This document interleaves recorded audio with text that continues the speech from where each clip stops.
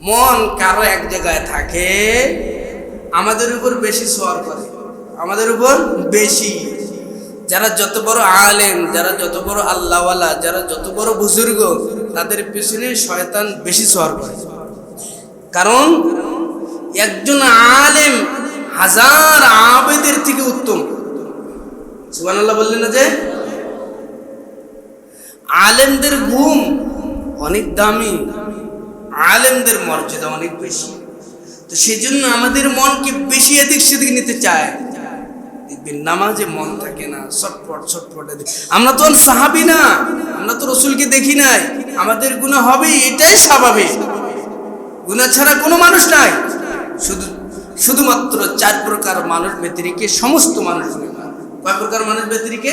4 প্রকার। এটা মনে হয় বলেছিলাম আমি, আর বলবো না। তো শুনুন, আমাদের মন নামাজের মধ্যে থাকে। নামাজে দাঁড়াইছি তো বান্ধবীকে রেখে আসছে চিড়িয়াখানায়, ওইখানে যাইতে হবে, অথবা পার্কে, ওই চিকলি পার্ক, এই পার্ক সেই পার্ক, আমি নামাজটা পড়ে আসি। কি আল্লাহওয়ালা রে, কি এমন আল্লাহওয়ালা! নামাজের আগে প্রেম, ভালোবাসা, মোহাব্বত, মেয়ের সাথে এগুলো করা যাবে? করা কি জায়েজ নাকি হারাম? বলেন নাকি? বিয়ের পরে ভালোবাসা করা হালাল, বিয়ের আগে যে ভালোবাসা করবেন নারীর সাথে, অন্য মহিলার সাথে, এগুলো সম্পূর্ণরূপে হারাম, হারাম ফির হারাম। তো নামাজ পড়ে মেয়েকে দাঁড়ায় রাখছে, অথবা দোকান খুলে রাখছে, নামাজ আসছে, কি যে হইতেছে দোকানে, এরকম আমাদের সকলেরও হয়।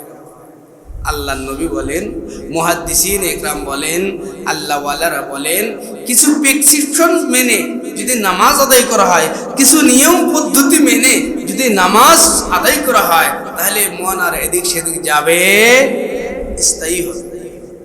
তো কিভাবে নামাজ পড়তে হবে? 1 নম্বর, আপনি যখন নামাজে দাঁড়াবেন, মনে মনে চিন্তা করবেন, আমি ফুল সেরাতের উপরে দাঁড়াইছি। কোন ফুল? পদ্মা সেতু না, কোন সেতু? ফুল সেরাত। কোন সেরাত? ফুল সেরাত, যেটার নিচে জাহান্নাম। যেটার নিচে কি?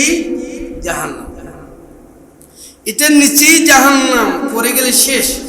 এটা মনে রাখতে হবে, আমি ফুল সেরাতের উপরে দাঁড়াইছি, আমার সামনে আমি নামাজ পড়তেছি, আমার রব আমার সামনে আমারে দেখতেছে।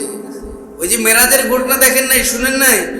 নামাজ যারা পড়ে, অকতারিব ওয়াসজুদ, তুমি রবের কাছাকাছি যেতে চাও, রবের সাথে মুলাকাত করতে চাও, রবের ঠোঁটের সাথে ঠোঁট লাগাইতে চাও, রবকে চুমু দিতে চাও, রব তোমারে গ্রহণ করবে এরকম পরিস্থিতিতে দেখতে চাও, তো ওয়াসজুদ ওয়াকতারিব, সিজদায় যাও, রব তোমার সাথে মুলাকাত করবে। সুবহানাল্লাহ।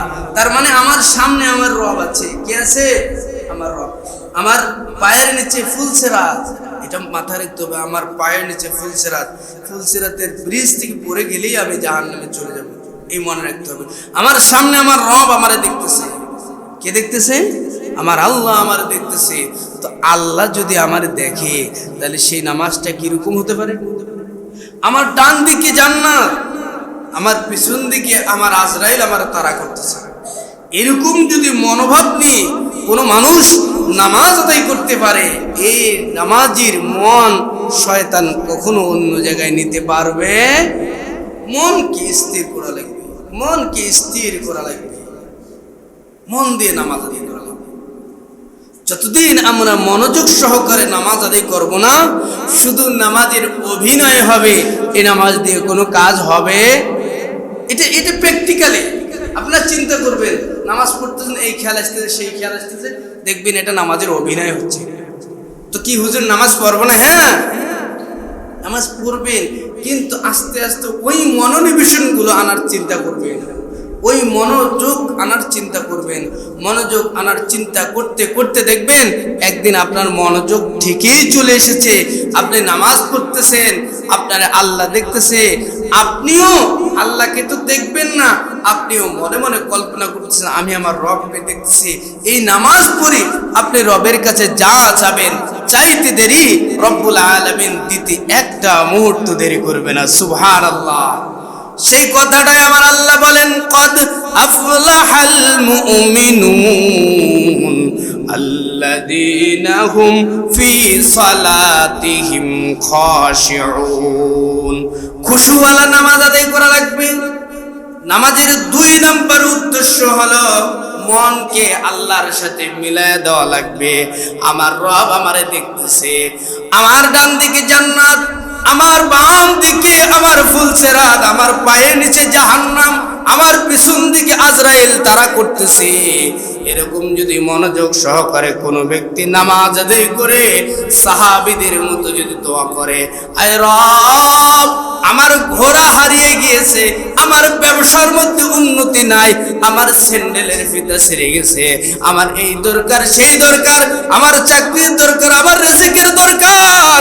কোন মানুষ যদি এইভাবে নামাজ আদায় করে রব্বুল আলামিনের কাছে দোয়া করতে পারে, রব্বুল আলামিন বলেন নামাজ পড়ো, আমার কাছাকাছি চলে আসো, ওয়াসজুদু ওয়াকতারিব, সিজদা দাও আর আমার সান্নিধ্যে চলে আসো, আমার কাছাকাছি এসে আমারে অ্যাপ্লিকেশন জমা দাও, দরখাস্ত দিয়ে দাও, আমি রব তোমার দরখাস্ত কবুল করতে একটা সেকেন্ড দেরি করব না।